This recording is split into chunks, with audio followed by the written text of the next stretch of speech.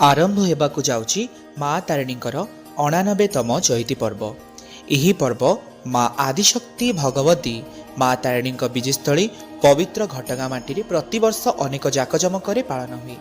यही समय माँकर विशेष पूजा तथा मार्जना, मंगल आलती, सुनाभिष, होमयज्ञ, भागवत पारायण और चंडी पाठ तत्सहित सत्यनारायण पूजा आदि पालन करा जायथाय। भोर 5 घटिकार पहड़ खोला होई आलती पूजा आरंभ हुए।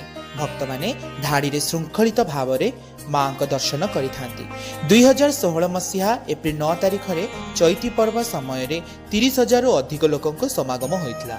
माँ को चैती पर्व 1937 मसीहा ठारू 7 दिन धरी पालन होई आसुअछि। पूर्वरु एहा केवल गोटे दिन पालन होउतला। चलित वर्ष एप्रिल 9 तारिख आरंभ हेउछि माँ तारिणीकर चैती पर्व।